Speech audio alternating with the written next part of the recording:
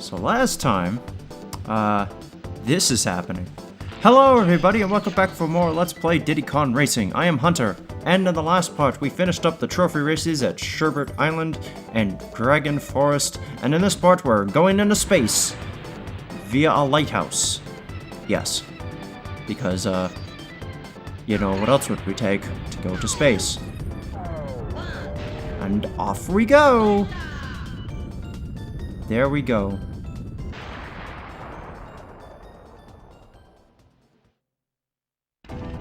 Anyway, here we are in Future Funland. Yes, once again, 4 races, and then we gotta do 4 more races with the silver coin challenges. And to prove it to you, we're going to go into here. And then I'm like, wait, hold on a second. Let me count these numbers right. 39, 40, 41, and 42. Hang on a goddamn minute. How many balloons do I have? I have 38. The lowest requires 39. Oh, god damn it. Yep. So remember that part where I said that there's like only a few instances where there's like balloons in the overworld you have to get? Yeah, this is that instance. So you have to get one to win a hot tub volcano, but the other 2 I don't think you actually ever need to ever get. Until this point, in which case you do need to find the other 2. Why is the game like this? I don't have a clue. I honestly do not have a clue. And I check here because, you know, I was like, is there one here? And I'm like, no, there isn't. Which, there was one here, but I already got it. So I'm like, where the hell is the other one? I don't have any. It's like, wait a fucking second. I caught it out of the clips of my eye. Yeah, and it's just here. What? Like, they all require planes, for the record, but it's like, why? Like, can we just not do this? Like, there's really no point to doing this.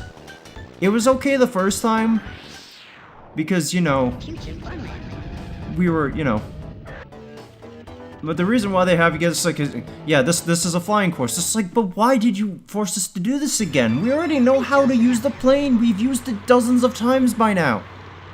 At least a dozen times by now. So why are you making us get the balloon? I don't know, it's just really weird and it annoys me whenever a game's like, here's this design thing that really doesn't mesh well with the rest of the game's flow, and it's done like once and then never again. I'm gonna jump the gun and say that's kind of an issue I also have with banjo-kazooie. And one thing I'll bring up in Tui's defense with regard to backtracking. Because while Tui's backtracking is notorious and people rag on it a lot, at least it's consistent that every world has at least 1 Jiggy you gotta backtrack for. Banjo-kazooie has exactly 1 instance where no matter what, you must go to another world to grab a move, and then backtrack to the other world to get a Jiggy. Because it's like, there's one in Free CC Peak that you can't get until you get the running shoes in Gobi's Valley. And then there's one in Gobi's Valley which you can't get until you get the Beat Bomb in Free CC Peak. So it's like, you gotta pick one. And there's 100 Jiggies in the game, and it's literally 1 Jiggy that you gotta do that for. Everything else, it's fine. But that 1 Jiggy, that 1 single solitary Jiggy, you gotta backtrack for. And I just don't get it. It's even more aggravating with the single instance where that happens in Donkey Kong 64, where it's like, oh, hey, yeah, you know, I'm jumping the gun, but I'm gonna repeat this point anyway. But I just need to get this out of the way because I feel like I gotta. There's like, for the majority of Donkey Kong 64, you can basically go through every world with all the Kongs that you have and get all the moves that they need to get the bananas in each world. Granted, you have to backtrack to each world once you get a Kong, but even then still, when you backtrack to a world, you will have access to buy every move that you need to get any of the bananas in that world for that Kong. Until Fungi Force, which requires you get the Orang Sprint from Crystal Caverns, or Crystal Caves. Still, it's like, in Fungi Forest, there's the second race against that rabbit, right? You need the Orang Sprint from Crystal Caves with Lanky. This is the single instance where you need to backtrack to a world for a banana because you don't have access to purchase the move otherwise. It's so infuriating because there's 201 bananas in Donkey Kong 64, and out of all of those, only one banana forces you to backtrack.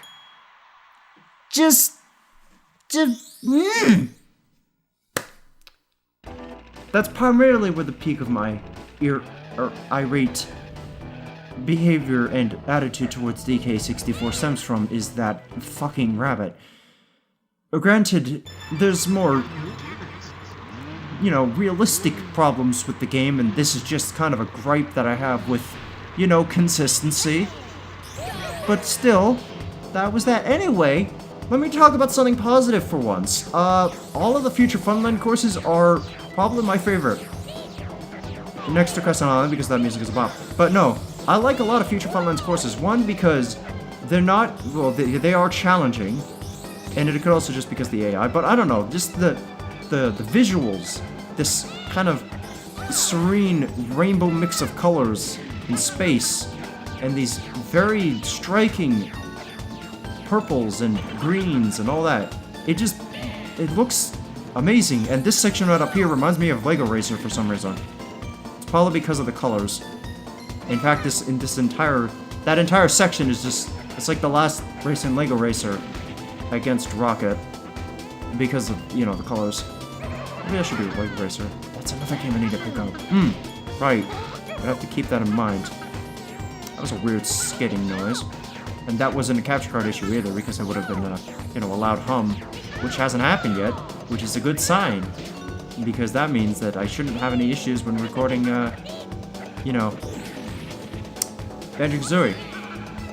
Fingers crossed, anyway. So, yeah. But yeah, no, I like a lot of the Future Funland courses a lot. They're neat. Although it must be said that they're not without fault. For instance, those caverns, those tunnels, they're ridiculously dark. I was actually recording on a brighter, like I was playing on a brighter screen this time, and I still couldn't see why I was going in those tunnels. Because, yeah, I don't know, it's just really weird. All you need to know is that for that last one, don't do the hairpin turn like I've been doing. Because you don't actually need to. You can just slightly veer right and you'll be fine. In fact, if I need to bring up what is the hardest section of this particular course, it's probably that section back there with the craters, because of the fact that the craters have a very square hit. Well, I mean, they all kind of have square hitboxes, but those craters in particular, they are resilient. They will not let you simply drift past them. If you bump into them, they're basically a wall, like a really big wall. And I can, you know, I believe that during the trophy race, which I do, even though it's optional. Screw you, Pipsy! You're not getting ahead of me. During the trophy race, I do in fact force myself to restart it because of the fact that, you know, the corners jip made like that. Now, with the way this world works, we won't be doing a race against the boss and then a re-race against the boss. It's simply just do the races, and then literally right after that, do them again. In fact, you can literally do them again right now, if you want to. See? Like, we could go back. But no, we gotta get everything. Like, literally everything. So in case you haven't done the minigames, you should do the minigames. And also watch out for tilting, because I tilt. But yeah, as soon as you beat a race, you can technically just go straight back into it to redo it for the Silver Coin Challenge. But I don't do that, for the simple fact that, well, you guys don't want to see the same course twice in a row, do you? No, you don't. So I do things standard.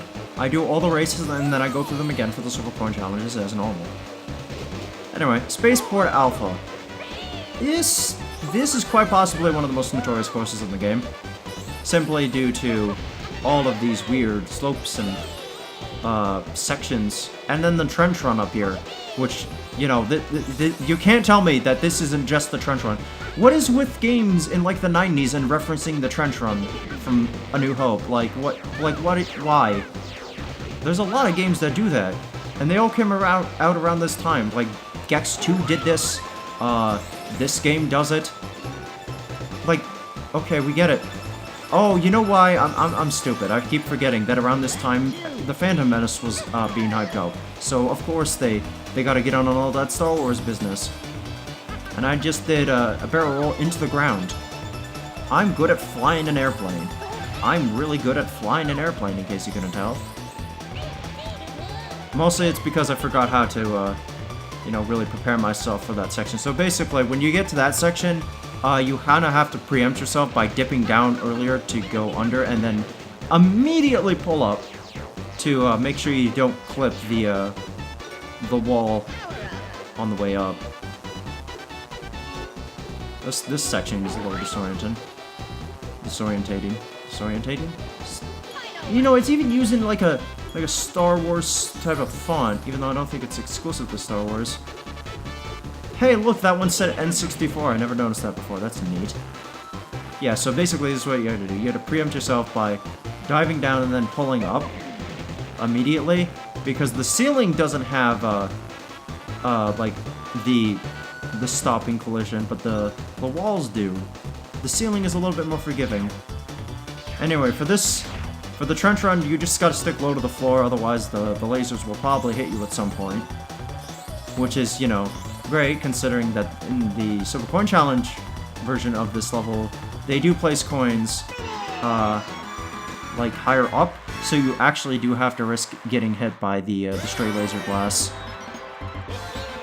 in order to grab the silver coins there, so that's wonderful. Hello. Are you going to give me a balloon? Yes, you... Thank you. And now we have the answer to the life, universe, and everything. References.